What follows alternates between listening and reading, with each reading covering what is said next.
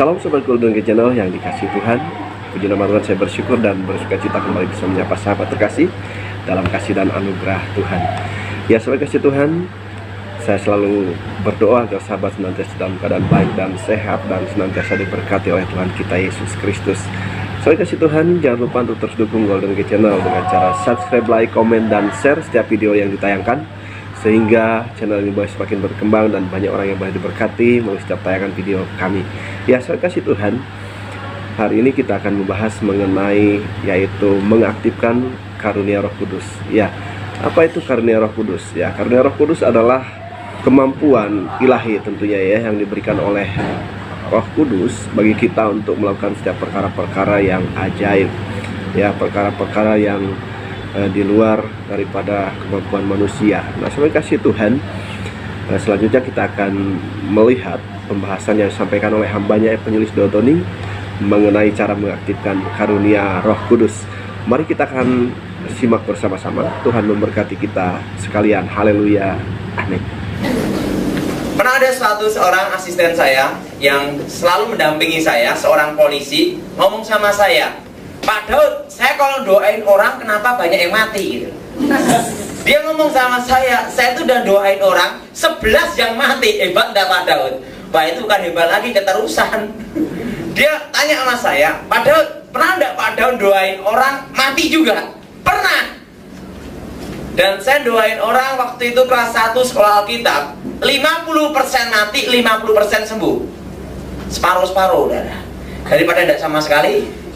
Nah, pada itu saya bertanya sama kawan saya, seorang hamba Tuhan juga. Dia ngomong sama saya tanya sama dia, karena dia banyak orang doain orang sakit, banyak yang sembuh. Tapi saya doain orang, banyak yang mati juga. Apalagi saya kalau doain orang yang umurnya udah 70 ke atas, mesti berangkatnya. Nah, saya bingung. Saya tanya sama dia, karena saya juga ingin mengalami hidup yang penuh dengan mukjizat, betul? Iya. Nah, disitulah saya ingin tahu tentang suatu rahasia pribadi diri hamba Tuhan ini. Dan dia ngomong sama saya, kalau kamu ingin dipakai Tuhan, itu mudah. Gimana caranya? Tuhan tidak cari orang pandai, tapi Tuhan mencari orang yang hatinya mau melakukan apa yang dikehendakinya. Kalau kamu betul-betul mau belajar, mudah sekali. Apa? Doain orang-orang sakit di rumah sakit yang hampir-hampir mati itu. Dan selama ini kamu hanya dengar cerita orang bahwa kita disertai dengan tanda-tanda ajaib, kita orang percaya. Amin. Ya. Tetapi kamu sendiri belum pernah melihat tentang suatu perbuatan Allah, masalah mujizat kesembuhan. Nah, akhirnya saya pikir-pikir ada benernya juga. Seandainya nanti saya ngomong gini, pergilah kamu ke rumah sakit Panti Kosala, Solo. Nah, kamu doain siapa yang sakit, entah Kristen, entah bukan Kristen, entah yang tidak punya agama, entah Pancasila, penting doain. Karena ada agama yang agama Pancasila, betul ya? Semua bisa. Akhirnya saya ambil keputusan, oke lah, saya kesana dah, saya kesana. Nah, kebetulan yang pertama kali saya doain itu orang sakit apa, saudara? Tipes. Dan ususnya dalam kondisi udah kritis. Kalau bangun, ususnya ambrol. Nah, waktu itu saya berpikir, nah, tidak ada salahnya lah saya nyoba orang ini untuk kelinci percobaan. Untuk uji coba gitu loh. Dan daripada tidak sama sekali, betul? Kalau sembuh syukur, kalau bablas ya memang karunianya itu gitu loh. Waktu itu saya berpikir bahwa tentang kesembuhan itu ada suatu karunia khusus yang tidak semua orang memiliki. Tahu maksud saya, saudara? Ya. Dan waktu itu saya merasa tidak ada karunia kesembuhan dalam diri saya. Tapi kawan saya mendorong saya, kamu harus nyoba. Kalau kamu tidak nyoba, kamu tidak akan maju. Akhirnya saya nyoba. Saya pegang orang yang sakit tipes itu, saya tumpang tangan. Dalam nama Yesus. Tiba-tiba saya mendengar suara Tuhan, bangkitkan dia dari tempat tidurnya dan dia akan sembuh. Saya dalam hati, ini suara Tuhan apa suaraku? Ini kalau tidak suara Tuhan, mati jadi geger rumah sakit itu enggak. Doain orang diteruskan masuk ke rumah ini. kantor polisi, betul nggak? Ya. Wah, berarti urusan ini. Orang yang ngomong gini, Pak, saya nggak boleh bangun. Ini kalau bangun ususnya brodol, nanti mati. Tapi Tuhan ngomong, bangunkan. Bapak bangun, nggak mau. Bapak bangun, nggak mau. Jadi di rumah sakit itu, saudara, di panti Kosala, saya ngomong, Bapak bangun, nggak mau, nanti mati. Lah saya doain juga bingung, ini bener nggak? Akhirnya saya ambil keputusan. Waktu itu saya ngomong sama orangnya setengah jam, saudara, untuk bangunkan tuh dia tidak mau. Oh, bangun, dia bangun. Keluarganya ngomong, Pak, kalau mati gimana? Waduh, saya bingung. Apa yang harus saya lakukan? Akhirnya saya gini, tapi suara Tuhan ngomong, ini suaraku. Saya sanksi, Mas, ya, ini suara Tuhan atau bukan? Ya mesti sanksi, darah ini antara hidup dan mati orang ini. Diteruskan masuk kantor polisi, yang repot ya. Hamba Tuhan Daud Tony, mantan dukun santet, bertobat masuk kantor polisi. Jadi dagelan, darah. Akhirnya saya dengar suara Tuhan, udahlah, saya nekat, darah. Nekatnya gini, kalau memang orang ini mati, ya sudahlah, saya bersedia masuk penjara lah. Kalau ini betul suara Tuhan, pasti tidak akan mempermalukan saya. Amin. Saya tumpang tangan dia, bangun, nggak mau, bangun, nggak mau. Akhirnya tak bangun, kita tekan gini, darah. Waktu saya tekan gini nih, ada suatu kuasa yang mengalir dalam tubuh saya. Seketika orang itu bangun, langsung dia ngomong, sembuh, geger, saudara, sembuh total. Saya pegang tangan sendiri, ada apa ya? Saya bingung, sembuh. Nah, setelah orang ini sembuh, langsung dia bangun, makan apa? Nasi. Biasanya tidak boleh makan nasi, bubur, ya. Tajin itu, darah. Nah, begitu setelah itu, wow, saya betul-betul berkobar, darah. Di situ saya pelajari, darah. Setelah kejadian orang sakit itu sembuh, saya mulai berpikir, darah, ada apa di balik semua ini?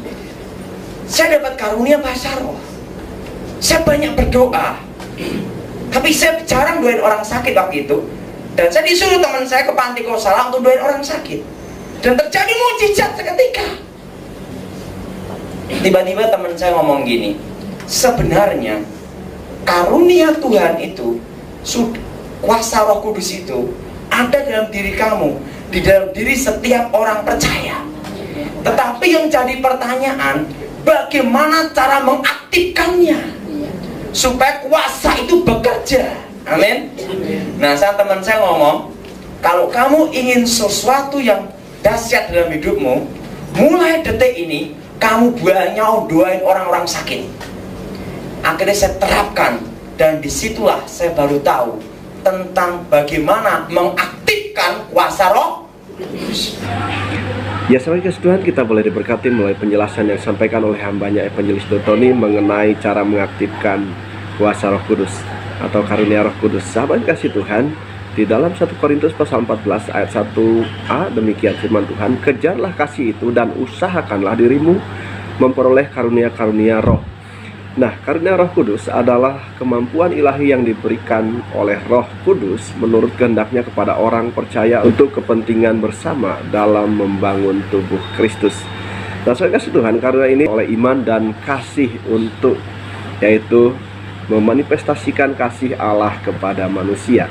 Saudara kasih Tuhan, firman Tuhan dalam Alkitab, ya, di sini dijelaskan ada beberapa jenis karunia, ya, yaitu ada 9 jenis karunia Roh Kudus. Yang pertama adalah perkataan hikmat, yaitu kemampuan istimewa untuk mengetahui pikiran Roh Kudus sehingga memiliki wawasan dan mengetahui cara terbaik, ya, sehubungan dengan sebuah situasi atau masalah, ya, jadi bisa memberikan, yaitu solusi terbaik, ya, ketika menghadapi persoalan. Ini adalah berhubungan dengan perkataan hikmat. Nah, saudara kasih Tuhan, yang kedua adalah pengetahuan ataupun marifat, ya, yaitu kemampuan istimewa untuk menyerap pengetahuan Allah sehingga dapat mengetahui dan mengungkapkan hal-hal yang terselubung. Dan selanjutnya, yang ketiga adalah karunia iman, yaitu kemampuan istimewa untuk mengerti kehendak Allah pada suatu saat dan dengan kepercayaan luar biasa, mempraktekannya sehingga menjadi kenyataan. Nah, yang selanjutnya, yang keempat adalah karunia kesembuhan, sahabat kasih Tuhan, yaitu kemampuan istimewa dalam tuntunan Tuhan, ya, tentunya melakukan tindakan iman yang menyebabkan kuasa Tuhan bekerja dan mujizat kesembuhan terjadi atas diri seseorang di luar cara-cara yang biasa atau yang alami. Yang selanjutnya, yang kelima adalah karunia mujizat, yaitu kemampuan istimewa untuk bertindak sebagai pengantara bagi Allah untuk melakukan perbuatan-perbuatan supranatural sehingga menjadi nyata. Nah, yang selanjutnya, yang keenam adalah karunia nubuat, yaitu kemampuan istimewa untuk menerima dan menyampaikan pesan Tuhan dalam ucapan yang diurapi Tuhan dan dalam bahasa yang dapat dimengerti oleh orang lain. Yang ketujuh, membedakan bermacam-macam roh, yaitu kemampuan yang memungkinkan kita mengenali jenis-jenis roh dan membedakan antara yang berasal dari Tuhan maupun dari manusia atau dari setan. Sampai yang dikasih Tuhan, yang kedelapan adalah karunia berkata-kata dalam bahasa roh, yaitu kemampuan berbicara kepada Allah dan menerima serta menyampaikan pesan langsung dari Allah untuk jemaatnya melalui pernyataan ilahi yang diurapi dalam bahasa yang tidak pernah kita pelajari sebelumnya. Dan yang kesembilan adalah menafsirkan bahasa roh, ya, yaitu kemampuan istimewa untuk menangkap makna bahasa roh.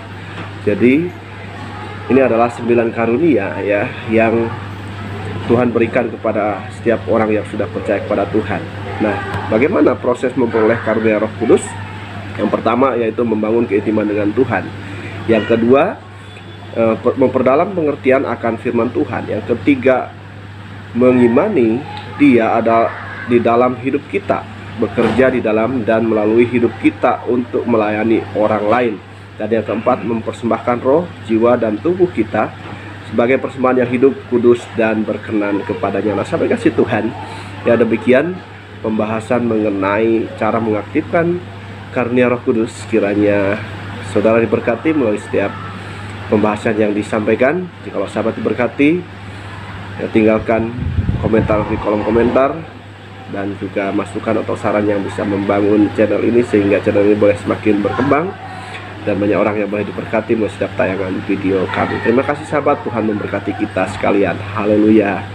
Amin.